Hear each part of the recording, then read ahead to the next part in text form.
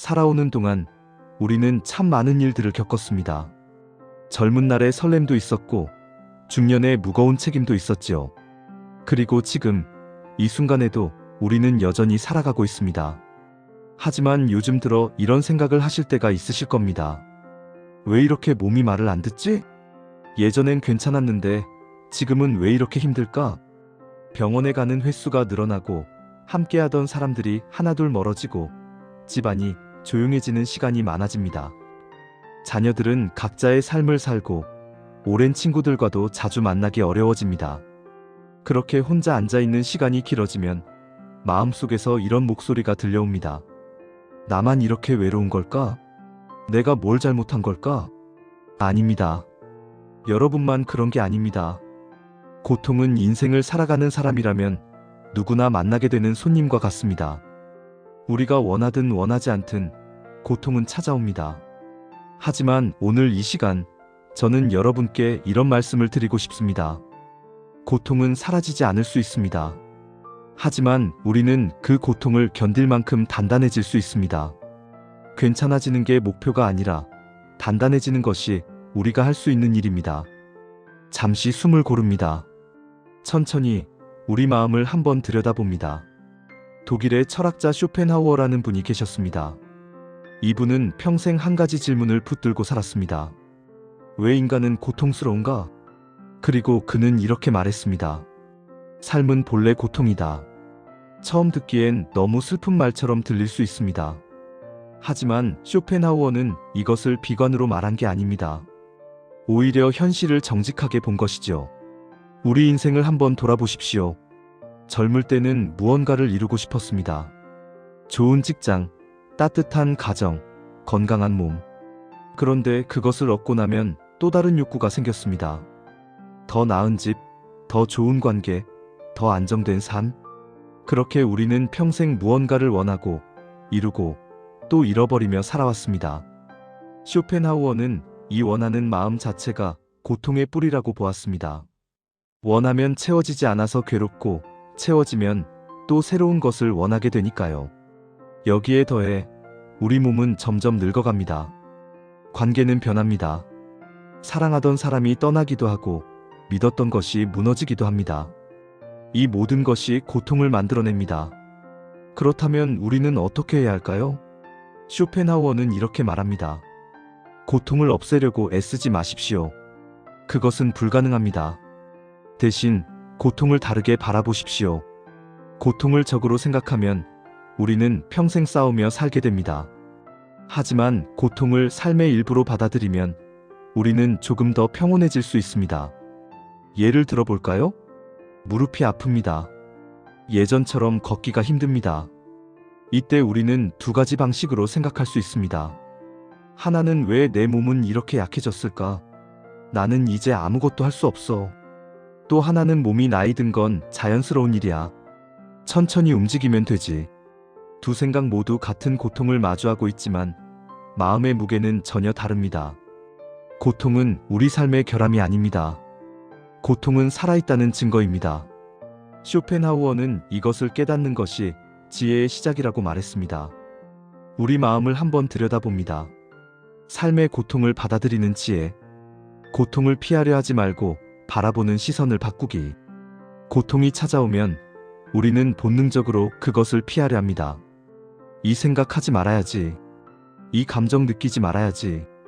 그런데 이상한 일이 벌어집니다. 피하려 할수록 고통은 더 크게 느껴집니다. 밤에 잠을 자려고 누웠는데 자꾸 걱정이 떠오릅니다.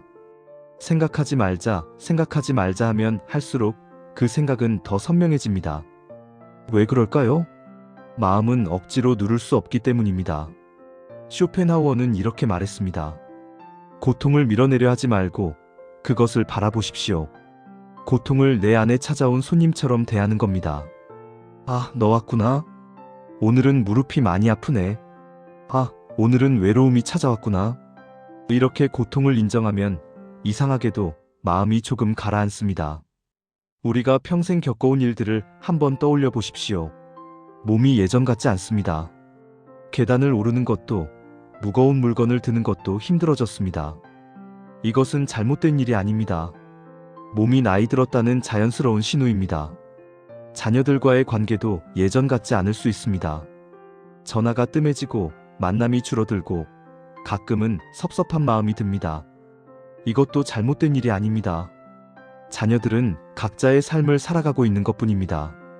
배우자나 오랜 친구가 세상을 떠났을 수도 있습니다. 그 빈자리는 아무 것으로도 채워지지 않습니다.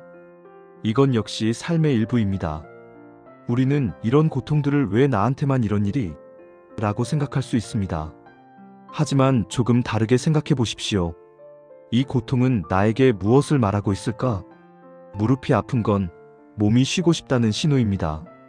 외로움이 찾아온 건 누군가와 연결되고 싶다는 마음의 목소리입니다. 과거가 자꾸 떠오르는 건 그 시절을 정리하고 싶다는 내면의 신호입니다. 고통은 사라지지 않을 수 있습니다. 하지만 우리가 그것을 바라보는 시선이 달라지면 고통과의 관계도 달라집니다. 적으로 대하지 않고 내 삶의 일부로 받아들이는 것. 그것이 첫 번째 지혜입니다. 천천히 생각해 봅니다. 여러분은 지금까지 정말 많은 일을 겪으셨습니다. 젊은 시절의 가난, 중년의 책임, 질병, 이별, 상실. 그 모든 것들이 고통이었을 겁니다. 하지만 한 가지 질문을 드리고 싶습니다. 그 고통들이 여러분을 약하게 만들었습니까?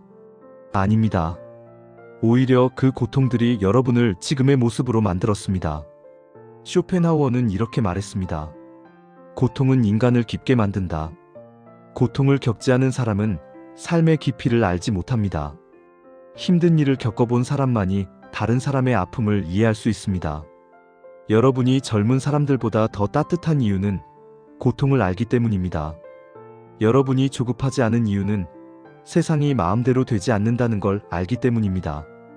여러분이 작은 것에 감사할 줄 아는 이유는 잃어본 경험이 있기 때문입니다. 이 모든 것이 고통이 남긴 선물입니다. 돌이켜보면 젊을 때는 몰랐던 것들이 있습니다. 그때는 상처였지만 지금은 이해가 되는 일들이 있습니다. 그때 그 사람도 힘들었겠구나. 그때 그런 선택밖에 할 수 없었겠구나. 이런 생각이 드는 건 여러분이 고통을 통과하며 성숙해졌기 때문입니다. 나이 들면 약해지는 것이 아닙니다. 나이 들면 단단해지는 것입니다. 몸은 약해질 수 있지만 마음은 더 단단해집니다. 감정은 흔들릴 수 있지만 중심은 더 깊어집니다. 여러분이 지금까지 견뎌온 모든 순간들을 한번 떠올려 보십시오. 그 순간들이 모여서 지금의 여러분이 되었습니다. 고통은 여러분을 무너뜨리지 못했습니다. 오히려 여러분을 더 단단하게 만들었습니다. 쇼펜하우어는 이렇게도 말했습니다. 인생의 가치는 고통을 피했느냐가 아니라 고통을 어떻게 견뎠느냐에 달려있다. 여러분은 지금까지 정말 잘 견뎌오셨습니다. 그리고 그 흔적들이 여러분을 깊고 단단한 사람으로 만들었습니다. 이것이 두 번째 지혜입니다. 우리 마음을 한번 들여다봅니다. 고통을 받아들인다는 것이 그냥 참고 견딘다는 뜻은 아닙니다. 고통 속에서도 우리는 작은 평온을 지켜낼 수 있습니다. 그리고 그 평온이 쌓이면 고통을 견디는 힘이 생깁니다. 어떻게 하면 될까요? 먼저 아침을 소중히 여기십시오. 눈을 뜨자마자 걱정부터 하지 마십시오. 창문을 열고 밖을 한번 바라보십시오. 날씨가 어떤지, 햇빛이 어떻게 들어오는지 느껴보십시오. 그냥 그 순간을 느끼는 것만으로도 마음은 조금 평온해집니다. 몸이 허락하는 범위에서 가볍게 움직여 보십시오. 산책을 하거나 스트레칭을 하거나 아니면 그냥 창가에 앉아 있는 것도 좋습니다. 중요한 건 속도가 아니라 지금 이 순간에 머무는 것입니다. 과거를 후회하거나 미래를 걱정하는 대신 오늘 하루를 가볍게 바라보십시오. 오늘 하루만 잘 지내면 돼. 지금 이 순간만 괜찮으면 돼. 이렇게 생각하면 삶이 조금 가벼워집니다. 쇼펜하우어는 이런 말을 했습니다. 우리가 바꿀 수 있는 것과 바꿀 수 없는 것을 구분하는 것이 지혜다. 자녀가 자주 연락하지 않는 것, 몸이 예전 같지 않은 것, 이미 지나간 시간들. 이런 것들은 우리가 바꿀 수 없습니다.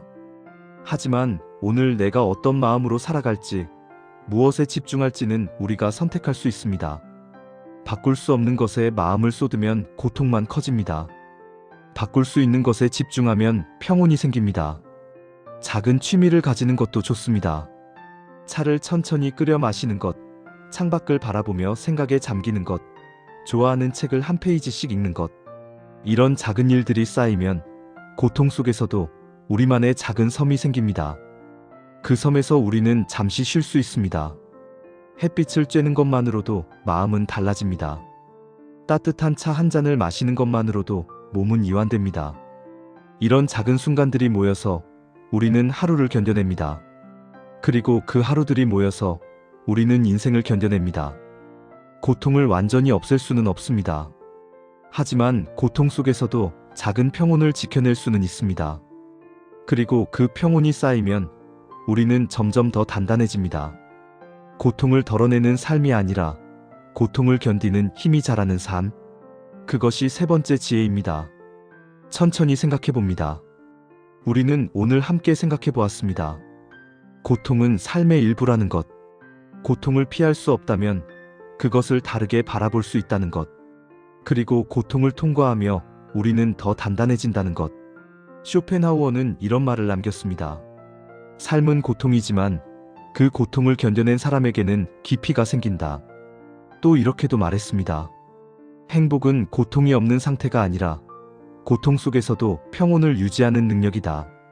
우리가 추구해야 할 것은 괜찮아지는 것이 아닙니다. 단단해지는 것입니다. 고통이 사라지기를 기다리는 것이 아니라 고통을 품고도 살아갈 수 있는 힘을 키우는 것입니다. 여러분은 지금까지 그렇게 살아오셨습니다. 수많은 고통 속에서도 여러분은 무너지지 않았습니다. 때로는 흔들렸고 때로는 주저앉았지만 결국 다시 일어났습니다. 그것이 여러분의 힘입니다. 그것이 여러분이 쌓아온 삶의 무게입니다. 고통은 여전히 찾아올 것입니다. 하지만 이제 우리는 압니다. 고통이 찾아와도 우리는 그것을 견딜 만큼 단단하다는 것을, 고통이 우리를 무너뜨리지 못한다는 것을, 오히려 고통이 우리를 더 깊고 성숙한 사람으로 만든다는 것을. 그러니 조금 더 여유를 가지십시오. 여러분은 이미 충분히 잘 살아오셨습니다. 그리고 앞으로도 그럴 것입니다. 우리 마음을 한번 들여다봅니다.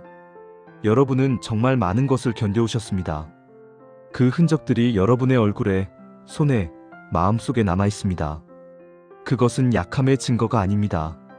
그것은 단단함의 증거입니다. 나이 든다는 것은 약해지는 것이 아닙니다. 나이 든다는 것은 더 깊어지는 것입니다.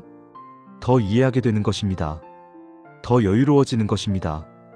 앞으로도 고통은 찾아올 것입니다. 하지만 이제 우리는 그것을 조금 다르게 볼 수 있습니다. 고통을 적으로 보지 않고 삶의 일부로 받아들일 수 있습니다. 고통 속에서도 작은 평온을 지켜낼 수 있습니다. 그리고 무엇보다 우리는 이미 충분히 단단하다는 것을 알 수 있습니다. 오늘 하루도 천천히 살아가십시오. 과거를 후회하지 마시고 미래를 너무 걱정하지 마십시오. 지금 이 순간 여러분이 숨쉬고 있다는 것, 그것만으로도 충분합니다. 고통이 있어도 괜찮습니다. 우리는 그것을 견딜 만큼 이미 단단해져 있습니다. 여러분은 지금까지 정말 잘 살아오셨습니다. 그리고 앞으로도 그럴 것입니다. 천천히, 담담하게, 여러분만의 속도로 잠시 숨을 고릅니다. 오늘도 감사합니다.